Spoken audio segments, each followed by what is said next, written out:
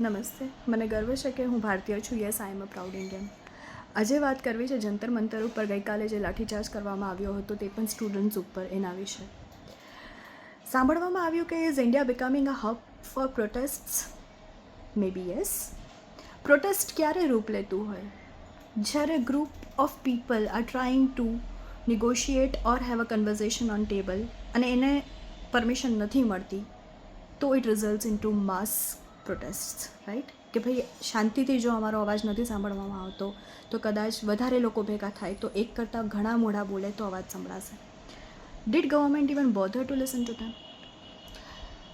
દેશ ખાલી એકાઉન્ટેબિલિટી માંગતો હતો ને એજ્યુકેશન મિનિસ્ટરને રેઝિગ્નેશનની સાથે, બિકોઝ દિલાસા આપવામાં આવ્યા હતા કે એક્ઝામ રીશેડ્યુલ થશે. ઘણા દિલાસા ગઈકાલે પણ આપવામાં આવ્યા છે કે strict actions will be taken and it will not happen again. But જે છોકરાઓએ, જે યુવાધને એમનો જીવ આપી દીધો just because the question papers while lead, શું એ જીવ પાછા આવશે નીટની એક્ઝામ અપિયર કરવા માટે?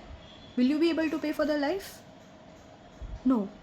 સો એની સામે ખાલી દેશના ભવિષ્યએ, દેશના યુવાધને એટલી જ માંગણી કરી હતી કે દે wanted to have a conversation and resignation of education minister. પણ ગઈકાલે જે થયું છે એના પછી મને લાગે છે કે એ લાઠી ઉપાડવાવાળા લોકોને ઓર્ડર કોણ આપે? I guess home minister, right?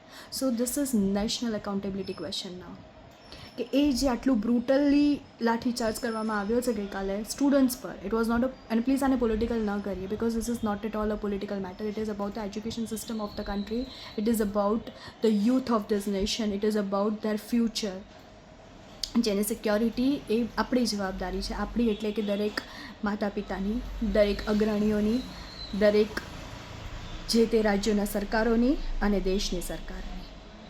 એ બીડું આપણો છે, એ ભાર આપણો છે, એ આપણા ભારને આપણે એમનું ભારણ બનાવી રહ્યા છીએ અને એની ઉપર લાઠીચાર્જ ઓન વોટ બેઝિસ?